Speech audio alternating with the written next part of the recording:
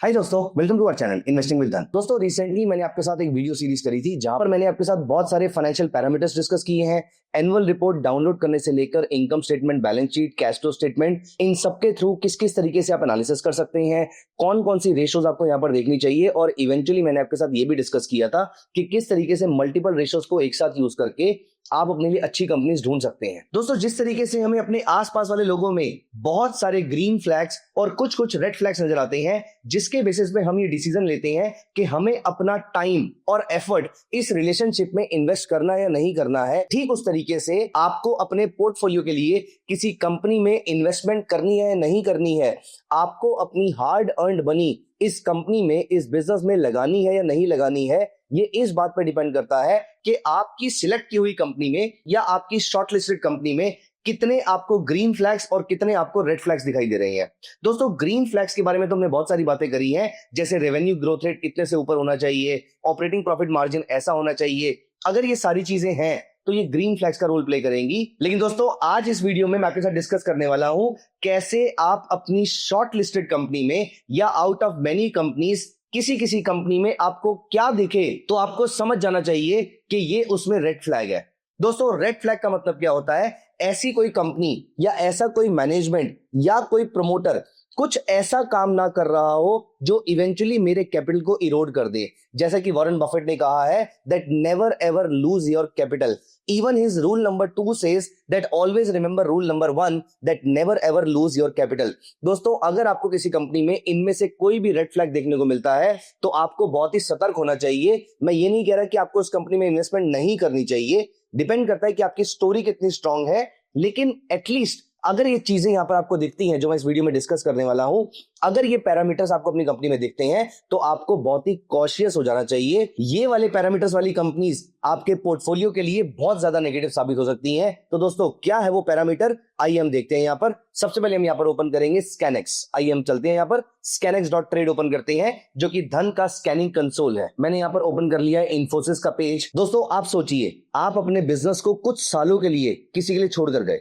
Hypothetical situation है, ऐसे कोई किसी बिजनेस को छोड़कर नहीं जाता है, लेकिन मैं आपको सिर्फ एक कॉन्टेक्स्ट देने की कोशिश कर रहा हूं।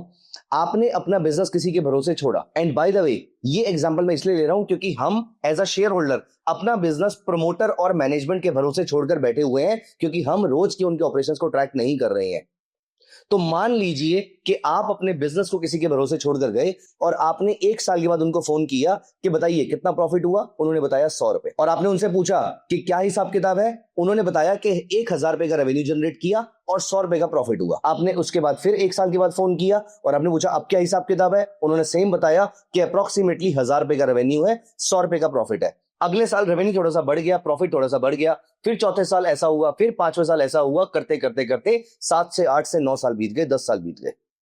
अब दोस्तों, आप 10 साल के बाद अपनी वेकेशन से वापस आते हैं या फिर जिस भी बिजनेस पे आप गए हुए थे वो बिजनेस करके आप वापस आते हैं और यहां पर उनसे पूछते हैं लाइए मुझे पिछले 10 साल के अंदर जो आपने अप्रोक्सीमेटली 100 रुपए के आसपास का प्रॉफिट कमाया है वो प्रॉफिट मुझे दे दीजिए।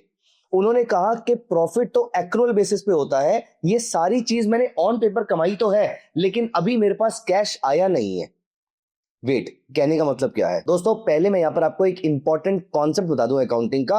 अकाउंटिंग में जितनी भी चीजें आती हैं, specially profit and loss statement की, इनकम स्टेटमेंट में जो भी चीजें आती हैं वो एक्रूअल बेसिस पे आ सकती हैं। एज इन, मैंने अगर आज आपको एक सेशन डिलीवर किया और आज 31 ऑफ मार्च है, सो 31 ऑफ मार्च को अगर मैंने अपनी बुक्स ऑफ अकाउंट्स क्रिएट करनी है और मैंने इस सेशन के आपसे 100 रुपए चार्ज करने थे, तो मैं अपनी बुक्स ऑफ अकाउंट्स में मेंशन कर दूंगा कि मुझे ये 100 रुपए आ गए हैं, क्योंकि मैंने आपको ये सर्विसेज डिलीवर कर दी है एंड चांसेस आर हाई कि आप मुझे ये पैसा पे कर ही देंगे। तो दोस्तों, ये होता है एक्रूअल बेसिस। अभी आपने मुझे पैसा दिया नहीं है, लेकिन मैंने फिर भी उसको अपनी बुक्स ऑफ अकाउंट्स में मेंशन कर दिया है कि ये पैसे मेरे पास आ गए हैं। इसे कहते हैं एक्रूअल बेसिस। दोस्तों, आपको याद है ना कि मैंने आपको एक इंपॉर्टेंट बात बताई थी, चोरियां होती हैं इनकम स्टेटमेंट और बैलेंस शीट में, पकड़ी जाती है कैश फ्लो स्टेटमेंट से। तो यहां पर इनकम स्टेटमेंट में जो प्रॉफिट अभी आया भी नहीं था, क्योंकि मेरे पास कैश रिसीव नहीं हुआ था, ये होना था, डिफॉल्ट नहीं किया है अभी तक किसी ने भी, लेकिन ये कैश रिसीव भी तो नहीं हुआ है। अब सोचिए, पिछले 10 साल में 100 रुपए करके आपने बहुत सारा प्रॉफिट कमाया, 1000 रुपए के आसपास का प्रॉफिट कमाया, मे भी 1500 के आसपास का प्रॉफिट कमाया, लेकिन इसमें से ₹800 आपके पास कभी आए ही नहीं। हाँ, उन्होंने ये नहीं बोला कि वो डिफॉल्ट करेंगे, उन्होंने ये बोला है कि वो आपको दे देंगे, लेकिन अभी तक नहीं आया है। आप नोटिस कीजिए, आपके इनकम स्टेटमेंट में रेवेन्यू आ गया, आपकी इनकम स्टेटमेंट में एक्सपेंसेस आ गए, आपकी इनकम स्टेटमेंट में नेट प्रॉफिट भी आ गया, ऑपरेटिंग प्रॉफिट भी आ गया, सारी चीजें आपको मिल गई। अब इनमें से जो एक्सपेंसेस थे वो तो रियल थे, क्योंकि आपने जो एक्सपेंसेस किए वो सामने वाली पार्टी को अपने पैसे पे किए होंगे। लेकिन व्हाट इफ आपके क्लाइंट ने आपको पैसे नहीं दिए? अगर आपके क्लाइंट ने आपको पैसे नहीं दिए हैं तो ये पैसा आपको इनकम स्टेटमेंट में तो दिखेगा, क्योंकि आपने अपनी सर्विसेज डिलीवर कर दी थी या फिर आपने अपना प्रोडक्ट डिलीवर कर दिया था, लेकिन ये कैश फ्लो में कभी भी कन्वर्ट नहीं हो पाएगा। और दोस्तों, ये कौन से कैश फ्लो में आता? आपको याद होगा, मैंने बताया था कि इनकम स्टेटमेंट वाली जितनी भी आइटम्स है वो सारी की सारी या फिर ऑलमोस्ट सारी की सारी वो ऑपरेटिंग कैश फ्लो का पार्ट होती है। तो दोस्तों, let me tell you a very very important concept. आपके ऑपरेटिंग कैश फ्लो या फिर कैश फ्लो फ्रॉम ऑपरेशंस में जितना पैसा आया और जितना पैसा गया, इवेंचुअली आपके पास पैसा आना चाहिए था। आपने ₹100 कमाए, उसमें से ₹80 खर्च कर दिए, तो ₹20 आपको बचने चाहिए थे। Eventually cash flow from operation, हमने पहले भी डिस्कस किया था अपनी लास्ट टू लास्ट वीडियो के अंदर कि ऑपरेटिंग कैश फ्लो पॉजिटिव होना चाहिए। लेकिन दोस्तों, सिर्फ पॉजिटिव होने से कुछ नहीं होगा। सोचिए, आपका नेट प्रॉफिट था ₹1000 का, जो आपके पास आना चाहिए था, लेकिन इस 1000 में से आपके पास सिर्फ ₹700 आए हैं, इसमें से सिर्फ ₹500 आए हैं, इसमें से सिर्फ 400 या 300 या ₹200 आए हैं। इसका मतलब यह है कि बहुत सारे लोग, सोचिए, मैं पिछले 10 साल की बात कर रहा हूं, पिछले 10 साल में जितना आपने ऑपरेटिंग कैश फ्लो कमाया, उसमें से बहुत बड़ा पोर्शन आपके पास कभी पहुंच ही नहीं पाया है। इसका मतलब यह है कि चांसेस आर वेरी हाई कि ये आपके पास कभी पहुंचने भी नहीं वाला है। इनकम स्टेटमेंट को देखकर, रेवेन्यू को देखकर और नेट प्रॉफिट को देखकर आपका स्टॉक प्राइस तो लगातार ऊपर जाता रहेगा। आप इस बात को याद रखिएगा कि रेवेन्यू की फोर्सेबिलिटी जब बढ़ती है तो स्टॉक प्राइस हमेशा ऊपर जाता है। प्रॉफिट बाद में आएंगे, कैश फ्लो बाद में आएगा, लेकिन स्टॉक प्राइस पहले से इस इवेंट को डिस्काउंट कर लेता है, because the stock market always discounts the events of tomorrow, not the events of today. इसीलिए आपका स्टॉक प्राइस यहां पर शार्पली ऊपर जा चुका था। आप इस चीज को लेकर बहुत खुश हो रहे थे, लेकिन दोस्तों, यहां पर यह एक बहुत बड़ा रेड फ्लैग है कि कभी भी याद रखिएगा, कभी भी अगर आपका ऑपरेटिंग कैश फ्लो या फिर CFO, cash from operating activities, at any point in time अगर ये आपके नेट प्रॉफिट से बहुत ज्यादा कम है, नेट प्रॉफिट ₹100 का था लेकिन कैश फ्रॉम ऑपरेशन सिर्फ ₹20 का है, ₹30 का है, ₹50 का है या ₹60-70 के आसपास का है, जबकि ये एक्चुअली में ₹100 का होना चाहिए था। दोस्तों, यहां पर समझ जाना, कुछ बड़ी गड़बड़ है। This is a very very big red flag. अगली बार से कभी भी आप किसी कंपनी में इन्वेस्ट करें तो हमेशा देखिएगा कि इसका ऑपरेटिंग कैश फ्लो या फिर CFO या फिर कैश फ्रॉम ऑपरेशंस, आप जिस मर्जी नाम से इसको बुला सकते हैं, अगर ये नंबर नेट प्रॉफिट के क्लोज नहीं है, आसपास नहीं है, अप्रोक्सीमेटली इक्वल नहीं है, यहां पर एक बहुत बड़ी गड़बड़ हो सकती है। आपको इस चीज को लेकर बहुत ज्यादा कॉशियस रह जाना चाहिए। तो ये पूरी चीज आप कैसे देख सकते हैं? अगर आप इसका नेट प्रॉफिट देखिए तो 14, 16, 15, 16, 19, 22, 24, 26 और 27,000 करोड़ के आसपास का इसका नेट प्रॉफिट आ रहा है। अब हम इसके कैश फ्लो स्टेटमेंट पे अगर चलें तो कैश फ्लो स्टेटमेंट में, ऑपरेटिंग कैश फ्लो में अप्रोक्सीमेटली इतना ही आपको कैश फ्लो यहां पर दिख रहा है।